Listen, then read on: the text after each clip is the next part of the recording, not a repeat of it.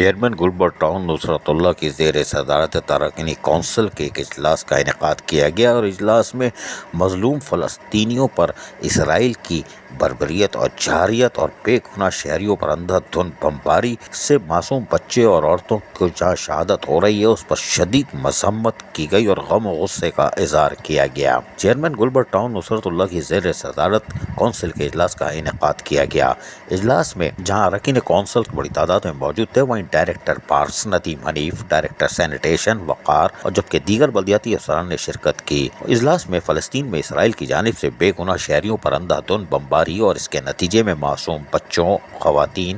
بے گناہ شہریوں اور اسپتال میں زخمی مریضوں اور ڈاکٹر پیرامیڈیکل اسٹاف پر وحشیانہ بمباری کے نتیجے میں شہید ہونے والوں پر جہاں خراج عقیدت ان کو پیش کیا گیا وہ انتہائی رنج و غم کا اظہار کیا گیا۔ اجلاس میں اسرائیل کی جانب سے کی گئی جارحیت کو انسانی حقوق کی خلاف ورزی قرار دیا گیا اور اس عمل سے مسلمان یہ سمجھنے میں بحق بجانب ہیں کہ یہ استعماری طاقتوں مسلمانوں کی نسل کشی کر رہی ہیں، جس پر عالم اسلام سراپا احتجاج ہے۔ اجلاس میں گلبرٹ ٹاؤن کی مقرر کردہ جگہوں پر نہ ڈالنے والوں کے لیے خلاف قانونی کارروائی یعنی کچرا اور ملبہ جو ادھر ادھر پھینک دیتے ہیں ان کے خلاف قانونی کارروائی کرنے کے حوالے سے ایک کمیٹی تشکیل دی گئی ہے۔ کمیٹی راستے میں کچرا، ملبہ ڈالنے اور جلانے والے افراد کے خلاف قانونی کارروائی کرے گی۔ اجلاس میں پیش کی گئی قرارداد کو متفقہ طور پر منظور کر لیا گیا۔ یقینی طور پر اسرائیل کی جارحیت پر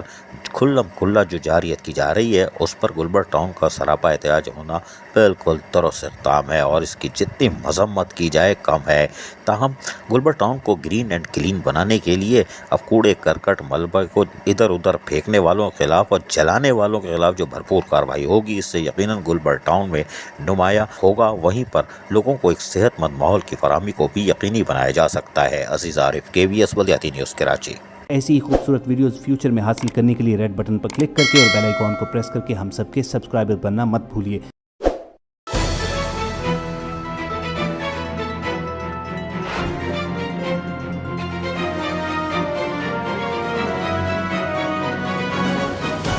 KBS بلدیاتی نیوز